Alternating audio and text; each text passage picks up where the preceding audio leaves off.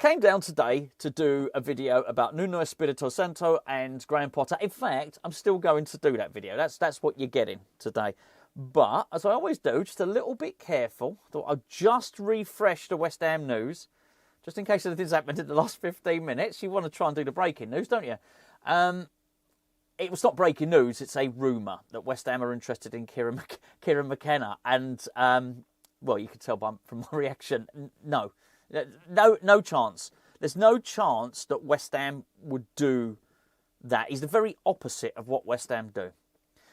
I mentioned in yesterday's video how we almost like to go for the tried and trusted. That doesn't mean necessarily good, but the tried and trusted manager, the available manager, but often too late, often years after they've been at their peak. That's what West Ham do, right? We tend to get managers after their peak.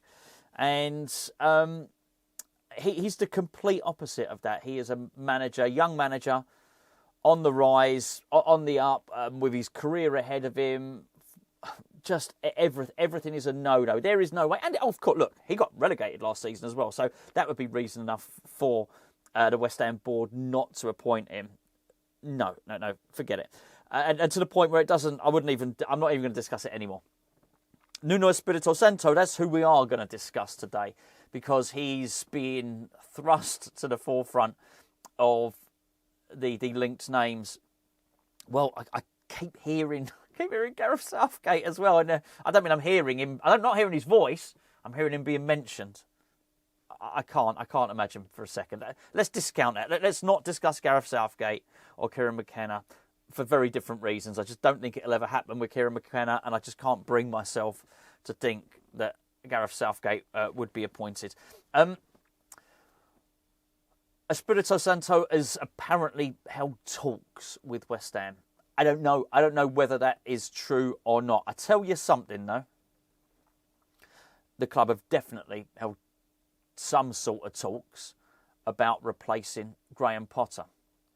And I noticed somebody say today, would the club be holding talks with Espírito Santo behind Graham Potter's back? Yes, absolutely. And Graham Potter could not complain about that, because Graham Potter was holding talks in a hotel with Tim Stuyton when Julian Lopetegui was still in the job. They're all at it. I no longer have sympathy for anybody doing it. I don't know if you remember when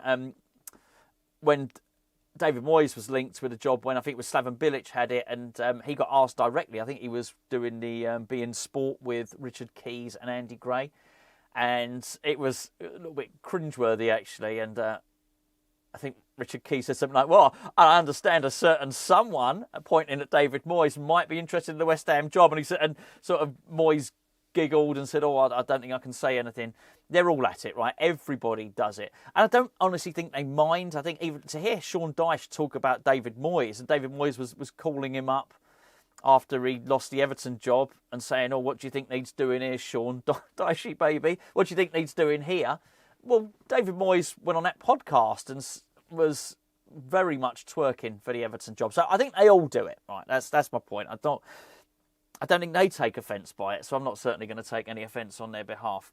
But Nuno Espírito Santo, I had a little think about it, and I'm not going to sit here and pretend that he is my number one choice, but West Ham are never going to get my number one choice. They're never going to get your number one choice, well, unless it is Nuno, of course. I do think there's a chance of it, though. I still wish we'd have got Iraola when he was gettable. But somebody to sort out the defence, well, I do think Nuno would do that. And then I started looking at the team, and I started looking at his Nottingham Forest team, and particularly the way that myself and Gio would talk about them last season, about how much they had balance.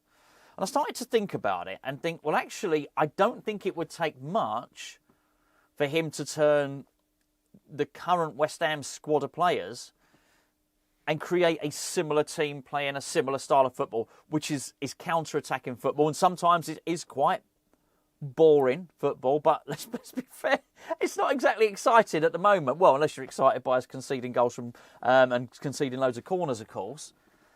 But I thought, well, hold on a second. Let's have a little look at that team and what you had there, and what you had in midfield, what you had in terms of the wide players and full-backs and centre-backs, and that's probably where it falls down on the centre-backs. That's the biggest disparity I can see from what Nuno had at Forest and what he would have if he took the job at West Ham. And I've got to say, aside from that, I saw a lot of similarities. I've come to the conclusion that I think he could save us from relegation. That's all I'm looking at the moment. I am convinced, and you'll know this if you watch Jesse's video, I am convinced if Graham Potter loses against Crystal Palace, he's gone. I read somewhere yesterday, I can't remember where, that the West Ham board are deciding whether or not that they should back Graham Potter in January. It was the most ludicrous thing. I can't even remember where it was, but there'll be no such thing going on. There really won't. There won't even be a conversation. They won't. I mean, I'm not even sure that Graham Potter believes he's going to get to January. Never mind West Ham talking about whether they are going to invest. I mean, crikey. I mean, even the board themselves must be wondering if they're going to get to January in a way that, you know, there is so much scrutiny upon them from West Ham fans and the mainstream media at the moment. I just can't imagine anyone's looking that far ahead. I do believe, you know, Crystal Palace, I'm going to look that far ahead. I think if he loses, I think he's gone.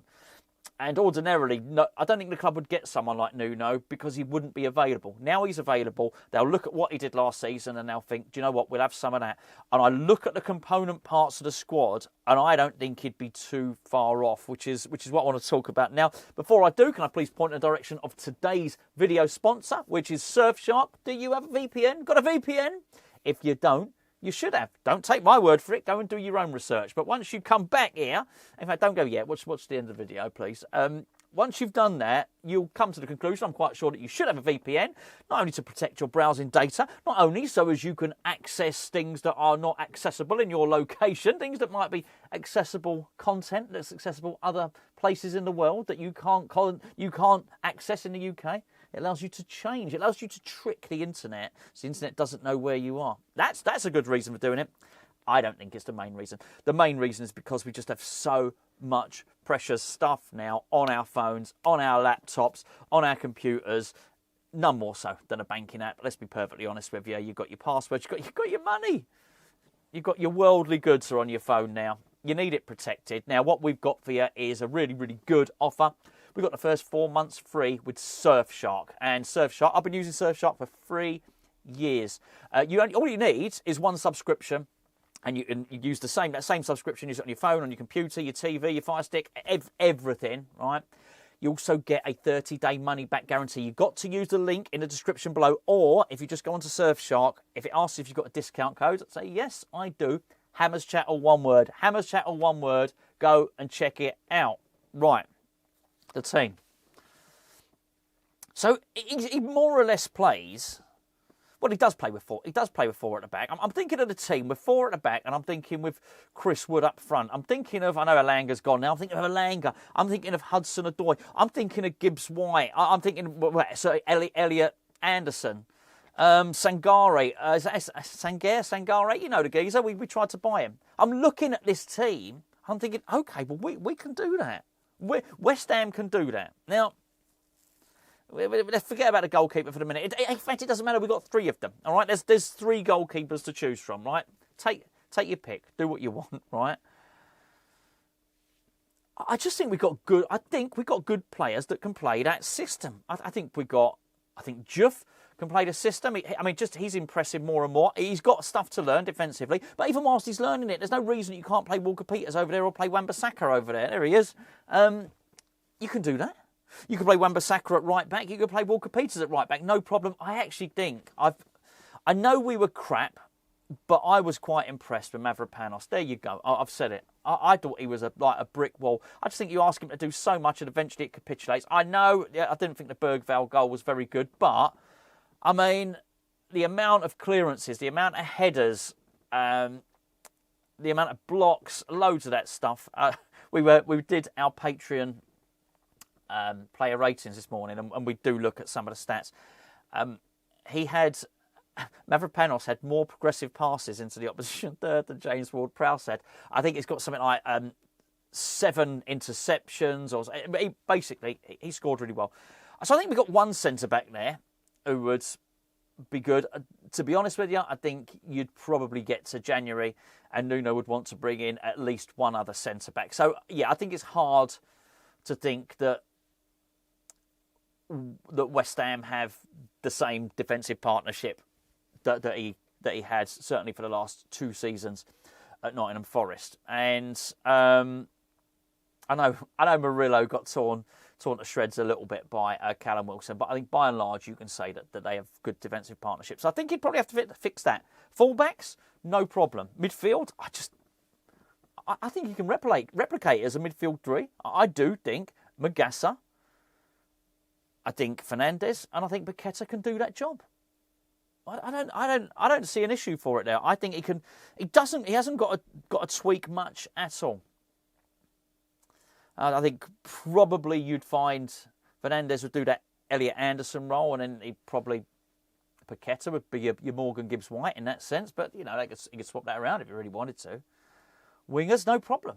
No, honestly, no problem. Got Jared Bowen and Crescencio Somerville. I think they could easily replicate what was being done by Elanga and Hudson-Odoi. Honestly, I really, really do. The other one is the striker. All right, now I know that Nicholas Fulkrug isn't quite as much of a bully boy as Chris Wood, but he's not totally dissimilar. He is still a target man. So looking at the style of play you might like, I just think that's doable. I really do. I think he would shore us up defensively. I'm quite certain he would sort out that. Sorry, I know I'm going to talk about it for 3rd day running here. I can't shift. I said to you in yesterday's video, I cannot shift. I've got this image burned into my brain of Carl Walker-Peters trying to mark Romero. And I only speak about it now again for the 3rd day running because I think Graham Potter said something like, we defended the first 10 corners really well. No, we didn't. It was an accident waiting to happen. We were lucky to have a goal disallowed from a corner, by the way. It was awful. He didn't change it. He refused to change it. It was terrible. Anyway, that's all I'll say about that for now. But it was quite evident. It's quite evident that any manager will come in and fix that straight away. I think that's an easy win. I don't mean in terms of the Premier League points. I mean, if you know about marginal gains, right, and just incrementally increasing performance, I think that's a really easy win to come out and sort out our set pieces, both us taking them and us defending them. I think almost immediately it would improve our chances of being competitive in a game. And this is what annoys me about Potter. He's meant to be that. It wasn't so long ago that Karen Brady went on to Talk Sport and she discussed him as a tactical, a cerebral manager and a forward-thinking manager, a modern manager. I think it's all nonsense. That's nonsense. I didn't think he was doing any thinking at all. I think as I mentioned yesterday, I thought it was tactical paralysis. I think look, he is either doing nothing or he can't see it. What everybody else could see, nobody else could. And I mentioned this on our player ratings on our Patreon channel this morning. Links in the description for that, by the way, if you want to go and check that out. But I mentioned it this morning. The director of Sky Sports, but whatever, the match director, who basically the guy that sits there and says, right, okay, camera 3, and now switch to camera 4. Okay, let's have the stadium cam. The guy that's in there doing that, every time Tottenham had a corner, he knew. As he say, right, camera 4, please, let's zoom in on Walker-Peters and Romero. He knew. Literally, the guy in charge of which camera and where the camera points for Sky Sports knew where the danger was. Graham Potter didn't. That's a worry, isn't it? So, yeah, not very good, I'm afraid. Not very good at all. Anyway, there you go. I'm gonna love you and leave you now. 14 minutes, 15, probably 16 by the time I've done the rounding up, the intros and the outros. And before I say, if you haven't done so already, I would very much appreciate it if you've enjoyed this video. Stick a thumbs up on it. That would be great. If you haven't subscribed, because lots of people who watch this video haven't subscribed at all, I'd very much appreciate it if you subscribed and pressed the bell. I'm trying to do it myself in the channels I watch. I've been very bad at this. I am guilty of watching YouTube channels and not subscribing. So I'm trying to be better. It's my mid-year's resolution, if you want. So yeah, very much appreciate that. Next to the subscribe button, there's a bell. That gives you a notification to your phone. Really appreciate if you do that. I do believe Gatesy will be along later on with another fan cam. Thank you to Mike for sending in the fan cam this morning.